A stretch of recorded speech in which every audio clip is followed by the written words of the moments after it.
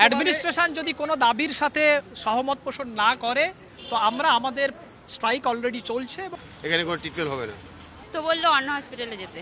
এবং প্রোটেস্ট সেটা আমরা আপনাদেরকে চালাচ্ছেন? চলছে, মানে এমার্জেন্সি সার্ভিসেস চলছে। করবো, তাছাড়া তো আর আমরা তো সাধারণ মানুষ, কি করব, মানুষ হ্যারেস হচ্ছে এই আর কি। দ্বিতীয় বর্ষের পিজিটি রহস্যজনকভাবে ছাত্র মৃত্যুর ঘটনায় কর্মবিরতির ডাক দিয়েছেন পিজিটিরা, আর তারই জেরে রোগী পরিষেবা ব্যাহত হচ্ছে। আপনার পেশেন্টের কি নাম? আমি অ্যাম্বুলেন্সে যাচ্ছি। কি নাম আপনার পেশেন্টের? পেশেন্টের নাম হচ্ছে গণেশ ওরাও। কি হয়েছে? হয়েছে মানে স্ট্রোক হয়েছিল আগে, তো আবার খিচুনি উঠছিল, তাই ডাক্তার দেখাতে এসেছিলাম। এখন ডাক্তাররা বলছে কোনো চিকিৎসা করা যাবে না। কোনো চিকিৎসা হবে না না বলছে? বলেছে, হ্যাঁ। কেন? সেইটা আমি তো জানি না ঠিক এখানে কি কি বলেছে? বলছে এখানে ডাক্তার বলে মারা হয়েছে, চিকিৎসা হবে না এখনো। চিকিৎসা হবে না বললো? কারা বললো? না, ওখানকার ভেতরে ডাক্তাররা বলে দিল, যারা জুনিয়র ডাক্তার তারা বললো বলে পেশেন্ট নিয়ে চলে যান, হয় কোনো আশ্রয় ভর্তি করুন, নাহলে অন্য বড় হসপিটাল নিয়ে চলে যান, আর্য মেডিকেল নেন, এখানে কোনো ট্রিটমেন্ট হবে না। এই তো পরিষ্কার জানিয়ে দিল? বলে দিল তো আমাদের। তো ডাক্তার মৃত্যুর সঙ্গে আপনাদের কি সম্পর্ক? ভগবান জানে, সেটা এখন ডাক্তাররাই বুঝবে। কোনো রকম করে কিছু করছে না, তা কী করবো আমরা? পেশেন্ট নিয়ে বসে থাকবো এখানে?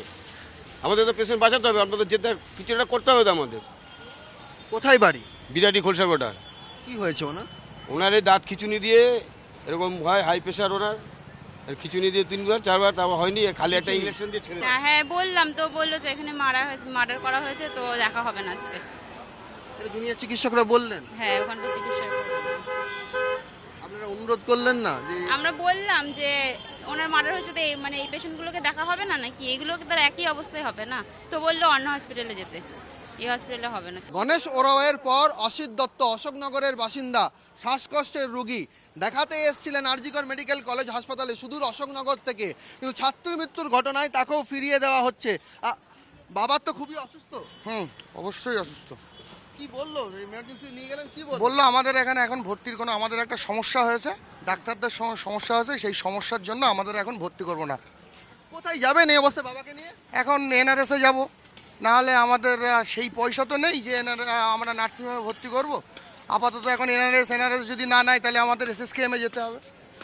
এইভাবে ঘুরবেন অশোকনগর? কি করব, তাছাড়া তো আর আমরা তো সাধারণ মানুষ, কি করব। একজন ছাত্রীর অস্বাভাবিক মৃত্যু হয়েছে, সেই অস্বাভাবিক মৃত্যুর জন্য রোগীরা কি দোষ করলো? সেটা আর তো বলতে পারবো না। তার জন্য হাসপাতালের কি হয়েছে না হয়েছে সেটা তো আমি বলতে পারবো না। আমি আমার রুগী নিয়ে কি বলবেন? এই ধরনের ঘটনা কাম্য না, নিশ্চয়ই কাম্য না।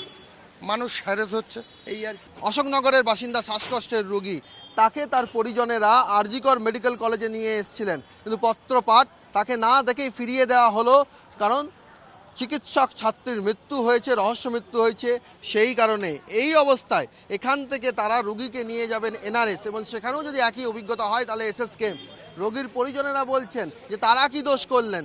তারা তো আর ছাত্র মৃত্যুর ঘটনায় জড়িত নয়, তাহলে তারা কেন পরিষেবা থেকে বঞ্চিত হবেন?